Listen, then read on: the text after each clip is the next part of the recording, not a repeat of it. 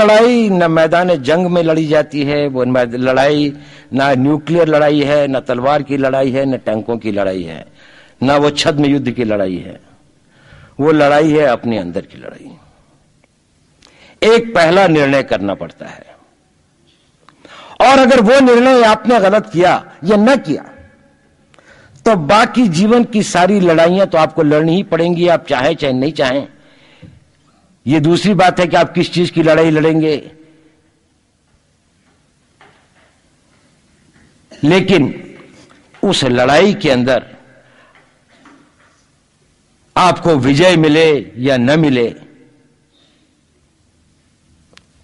आपको हमेशा एक कमी का अनुभव होता रहेगा अगर आप पहली लड़ाई हार गए। तो वो पहली लड़ाई क्या है? पहली लड़ाई यह है कि आप जिस परिवार, जिस समाज, जिस राष्ट्र, जिस सिविलाइजेशन के भाग हैं, के सदस्य हैं, आपने इसको कुछ देकर जाना है या इससे कुछ लेकर जाना है। दोनों की सीमाएं बड़ी लंबी हैं। लेकर भी जाना है तो लूट के लिए बहुत है, और देकर भी जाना है तो जीवन भी कम है। यदि आपने ये पहला निर्णय कर लिया और मन बना लिया कि देकर जाना है, तो आप ये लड़ाई कभी नहीं हार सकते। आप अपने जीवन तक लड़ेंगे, उसके बाद आगे कोई लड़ेगा।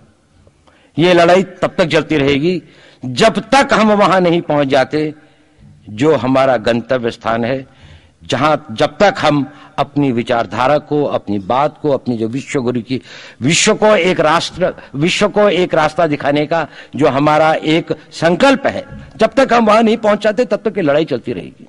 ये जीडीपी 8% हो जाए या 18% हो जाए, उससे बंद नहीं होती है। भारत की फौज 12 लाख की है या 22 लाख की हो जाए, उससे खत्म नहीं होती है। ये लड़ाई उससे बड़ी लड़ाई है, ये लड़ाई उससे आगे की लड़ाई है। तो ये पहला सिद्धांत है राष्ट्र की अंतर और बाह्य शत्रुओं से लड़ने से पहले अपना मन बनाने की। और मैं आप सब लोगों से पूछता हूं, क्या आप लोग यहां पर यह मन बनाने के लिए, यह प्रतिज्ञा करने के लिए तैयार हैं कि आप जिस परिवार के, जिस समाज के, जिस सभ्यता के और जिस राष्ट्र के होने वाले सपूत हैं या सपूत हैं जिसके, आप इसको कुछ देकर जाएंगे? आप इसकी हवा लेते हैं, पानी लेते हैं, शिक्षा लेते हैं, कपड़े लेते हैं, वस्त्र लेते हैं, सब कुछ लेते हैं, लेकिन इस सब से ज्यादा बहुत कुछ आप इस राष्ट्र को देकर जाएंगे। लेना तो है, पर इसीलिए लेते हैं ताकि सक्षम हो सकें, शक्तिशाली हो सकें, इतने मजबूत हो सकें कि देने के लायक अपने आप को मजबूत कर सकें। आप लेते हैं अपने आप को शारीरिक रूप से शक्तिशाली बनाने के लिए, आप लेते हैं अपने आप को मानसिक रूप से शक्तिशाली बनाने के लिए, आप ज्ञान लेते हैं अपने आप को आत्मिक रूप से शक्तिशाली बनाने के लिए। लेकिन ये सब आप इसलिए लेते हैं कि किसी न किसी दिन, किसी न किसी रूप में मैं इस देश को वो देकर जाऊंगा कि जिससे इस देश का, इस राष्ट्र का, इस सभ्यता का, इस धर्म का एक नया आयाम स्थापित हो, एक नया बेंचमार्क स्थापित हो कि जहां तक आप इसको ले गए, आगे से ले जाने वाले रिले रेस के अंदर में आपने इतनी लीड दी अपनी टीम को कि आगे जाने वाली टीम इसको आगे बहुत ले जा सकती है। मैं आपको शक्ति का दूसरा सिद्धांत बताता हूं।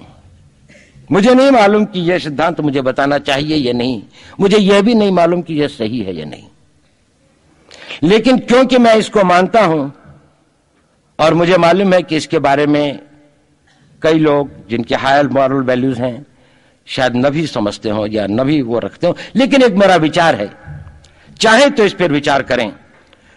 सब नहीं तो कुछ न कुछ लोगों को शायद इस विचार से कुछ सोचने की और कुछ करने की प्रेरणा मिलेगी। इतिहास दुनिया की सबसे बड़ी अदालत है, इससे बड़ी अदालत कोई नहीं है। सुप्रीम कोर्ट में क्या हुआ, हाई कोर्ट में क्या हुआ, लड़ाई के मैदान में क्या हुआ, इलेक्शंस में क्या हुआ, ये सब बातें आती हैं चली जाती हैं, बाद में रह जाता है केवल इतिहास। और इतिहास का निर्णय हमेशा उसके पक्ष में गया है जो शक्तिशाली था।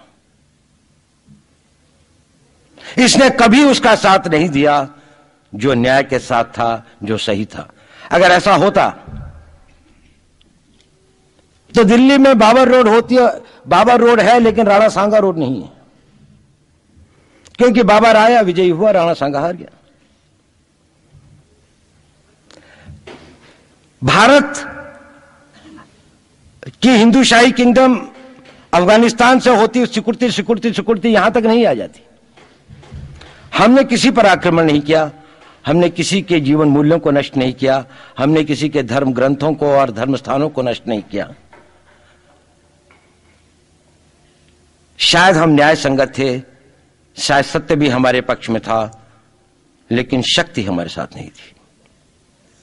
इसलिए इतिहास ने हमें उसकी सजा दी।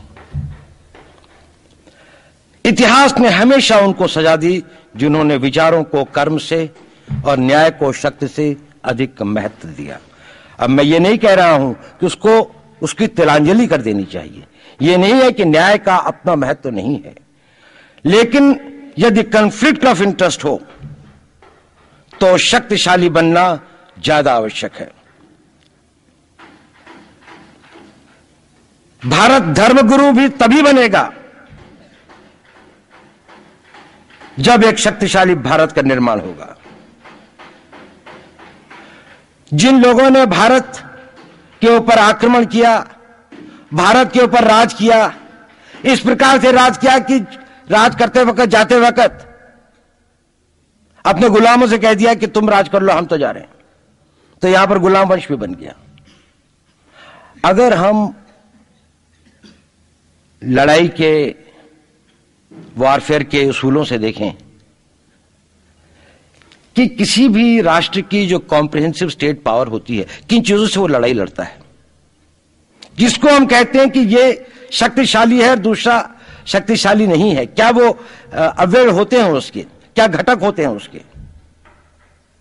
तो भारत के पास जनशक्ति, धन शक्ति, ज्ञान की शक्ति, टेक्नोलॉजी की शक्ति, और जिन लोगों ने आक्रमण किया उनकी शक्ति को अगर हम ये देखें तो शायद 1 और 1000 का अनुपात भी नहीं होता। लेकिन उसके बाद भी हम वो नहीं कर पाए। और ये प्रश्न भी किसी ने पूछा, उस पर मैं आऊंगा बाद में। निवेदिता जी ने उसका बहुत अधिक उत्तर दिया, बहुत अच्छा उत्तर दिया था कि क्या कारण है, किसके कारण भी हम लोग इस लड़ाई में इतिहास ने हमारा साथ या हमारे पक्ष में न्याय नहीं दिया। क्या कारण है कि कश्मीर में हम लड़ रहे हैं, जिन्होंने हमारे ऊपर आक्रमण हो रहा है, हमारे ऊपर बाहर से लोग आकर वायलेशन हमारे बॉर्डर का करते हैं, इन्फिल्ट्रेटर्स हमारे यहां आते हैं, जबकि पूरा का पूरा कश्मीर भारत का भाग है, अभिन्न भाग है। कानून के अनुसार वहां के राजा ने यह हस्ताक्षर किए, हमें दिया।